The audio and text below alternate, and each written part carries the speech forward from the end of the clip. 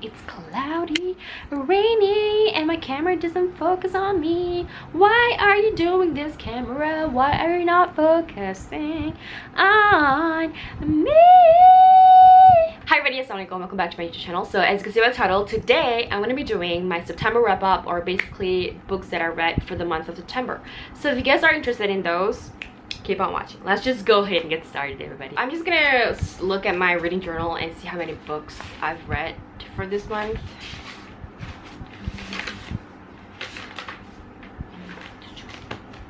So I read 7 books in total this month, 2 being an ebook and 5 being a physical copy book. Okay, the first book that I read were the Maidens by Alex Michaelides, and this is my first ever mystery thriller. I never really read mystery thriller because I find it's a little bit more overwhelming, but I do love to watch movies that is mystery thriller, but just not books. But anyway, I've tried my best to read this book. So basically this book follows Mariana, who is a group therapist. She is currently in her middle 30s and she's kind of struggling with her private grief because her husband just passed away about a year ago and she's still like not over the grief thing. But one day she got a call from her niece. Her niece called her and said, oh my gosh, there's some murder going on in my campus, and I happen to know, or I think the victim is actually my best friend. And then she went to Cambridge University just to spend time with her niece and trying to, like, you know, put her niece in a better position, I guess, just to comfort her. And then along the way she kind of starts sleuthing and she finds out who's the killer, and now she's trying to find the proof or the evidence of the persons who are the killers. So that's what this book is all about, and I actually quite like the book. I think the plot twist at the end was amazingly executed. I think it was perfectly done. I didn't see that coming. I felt like, oh my gosh, that is so amazing. It's mind-blowing. Like, I was literally like, what while I was reading the book. But however, I do find that there's a lot of like characters that are like, they don't, I feel like the writers didn't have to put that insignificant characters in the book, but I feel that's the art, I guess, of writing a mystery thriller, because literally each new person that came into the book, I feel like they're actually one of the suspects.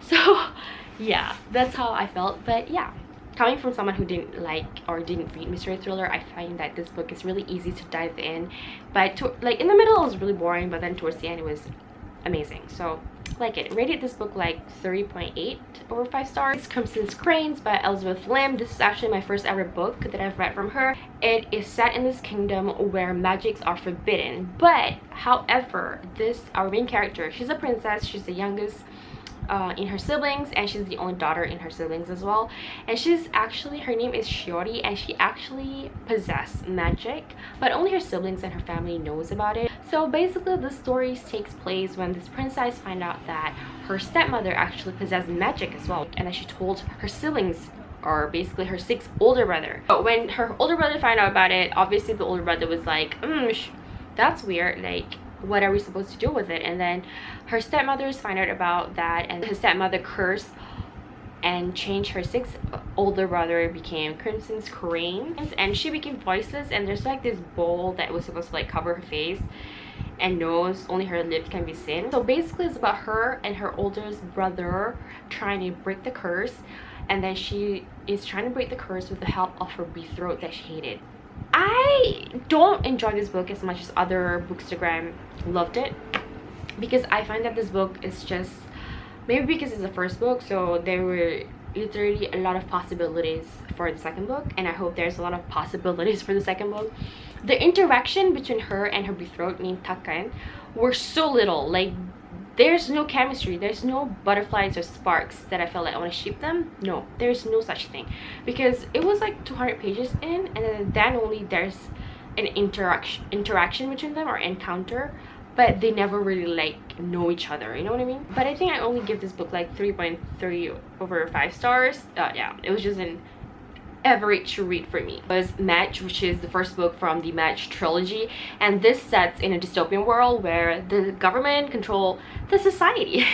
So the government literally controls who's you're gonna get matched with, what is your job, and then how many kids you guys could have. So Kezia, at the age of 17, she went to this matching ceremony and she got matched with her own best friend, which that thing never happened because her best friend literally lived like 2 blocks away.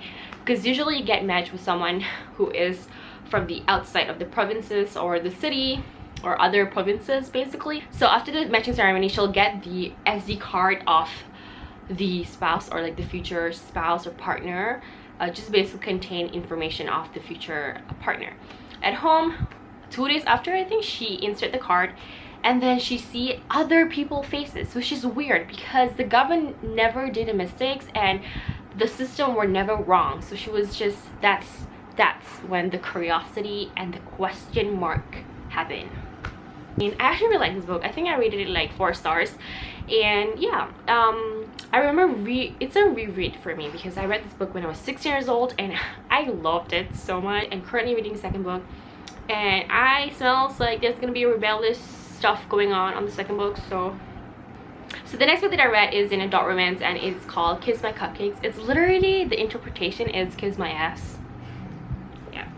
This is an enemies to lovers and it basically follows this girl named Blair. She is about to open a cupcake slash cocktail shop only to find out that the next door neighbor who owns bar slash axe throwing thingy is relaunching his bar on the very same day as her, and she found that very competitive, and that's how the story is about. Basically they compete for customer, they compete for like what event they should be doing and stuff like that.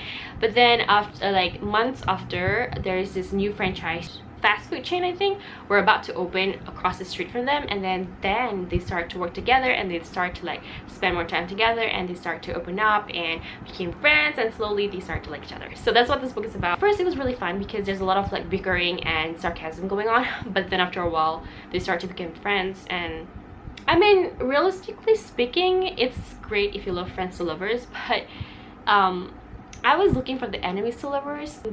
This is such a slow burn book because it took 200 pages, like literally half of the book, like this much, in order for them to actually even kiss. So yeah, but I do rate this book like 3.8 over 5 stars, which is not bad. Okay, the last physical copy book that I've read for this month is YA fantasy, and it's called The Wrath of the Dawn by Rainy Adia. It's about this kingdom whereby kings get married every single day, only to find out that at dawn the bride will get killed. So one day Sharzi, for our main character named Sharzi, she wanted to get vengeance because one of the victim who died, the bride who died, was her best friend. So one day after her best friend died, she was like, I'm gonna volunteer to become your bride and to see what's going on. I'm gonna kill you. She got married voluntarily to the king. On the first night, apparently the king never really visited the bride, but that night he went to the room because he was like, why do you volunteer to get married to me? And then she's like I'm gonna get revenge. I love what she did to stay alive. I think that's a very smart move. And then yeah, instead of one night, she started to leave for 2 nights, and then she started to leave for a week, and now it's been like a month, I think, and she's still alive. So that's kind of cool. After a while they started to become friends. The king started to open up, and the girl are actually really good at like bringing the best out of the other person, if that makes sense, like making the person to actually talk, which is kind of cool. And then there's also like some love triangle going on with this book, which I don't particularly like it. I feel bad for the other person who, you know, doesn't like the other person, you know what I mean? Like, you will be left alone. So yeah, but then after I finish this book, there's a lot of unanswered question. Like, I have a lot of questions popping in my mind, and I can't wait to read the second book. So now moving on to an ebook. So the ebook that I've read is actually 2. The first one is called The Love Hypothesis. I actually have it on here because I forgot what. Yeah, I rated it like 4 over 5 stars. 3.8 is good, but 4 is excellent, and 5 is just, that shit never happened. But anyway, The Love Hypothesis essentially follows this grad student named Olive. She is an orphan, I believe. She don't have any family, parents ever left, and all she have now is her best friend. So basically her best friend like falling in love with this guy named Jeremy, who she used to have a thing with, and then one day, just to get off from her best friend's back, she kisses a guy who was really near to her, just to, you know, stop her best friend from nagging to her like, I'm not gonna get into this relationship because you have a thing with him, blah blah blah blah. and then apparently she kissed this professor named Adam, who is a very brilliant, intelligent, smart, and super harsh towards his student in general. So everybody, like all the grad students, really hated him. From there, Olive told Adam like about her situation and stuff, so the professor was like, okay, like I'm gonna play along. And yeah, along the way, I guess there's some sparks going on. The girls start to like, Olive start to like Adam, because how Adam, when he is working or when he was with his students, and how he is generally just between him and Olive, it's totally the opposite. So yeah, that's what this book is about. I absolutely love it. I actually pre-ordered it, but it hasn't arrived, so yeah. And I like when Olive, since the lecturer, I think Adam was like 30-ish, like a mid-30s, so Olive always tease him and say like old man. I think that's really cute. There's also like you could see that their chemistry are just blooming. Like you could see like slowly the character development, and their chemistry was just like amazing. Yeah, if you like cute, fluffy, sweet, academic-ish romance, you will love this book. Okay, and then the last book that I've read this month, which is another The Worst Bestment, and I rated this book like 3.87 over 5 stars, which is not bad. This girl named Olive, on her wedding day, basically the groom decided to cancel off the wedding, but by telling the groom's little brother named Max. Basically 3 years later, Max and Olive like worked together in order to like kind of win the proposal from their boss. And along the way, Max started to like learn Olive's backgrounds and culture, because Olive, I think she's a Brazilian. Yeah, I hope it's correct. Max kind of did like a little background check on her, basically about her culture, and then Olive also like invited him to like have dinner, I think dinner or lunch, with the family members. And I love the family representation in the book. I think it's well done. Olive's family relationship was just amazing. I feel like it's really amazing having those connection with your cousins, siblings, aunties and uncles. One thing that I don't like about the book is the sibling rivalry or competition between Adam and also his older brother, because ever since they grew up, like the parents always put them as a competition, which is sometimes it could be really like a lot and a burden and pressure to the siblings, if that makes sense. So yeah, other than that, I think the storyline was good, and I thought it's like it is kind of like Peach as an enemies to lovers, but honestly it's not really an enemies to lovers. It's more like, because of you, my future husband canceled the wedding, so now it's like your fault. So they are a little bit of like anger going on, but it's not really enemies to lovers, because like after a while, Max didn't hate the girl, only the girl hated Max, you know what I mean? So yeah, Max has already like kind of like enjoyed this fight going on, you know, like he's just enjoying the situation. Like he's not like hating her or anything like that. So that's what this book is about. So that is pretty much my September wrap up. I hope you guys enjoyed this video. Please let me know if you guys have ever read any of this book, and if you guys have any opinion on the book, let me know in the comment section below. That'll be fun to interact with you guys. And yeah, thank you so much for watching, everybody. Let's do thumbnails.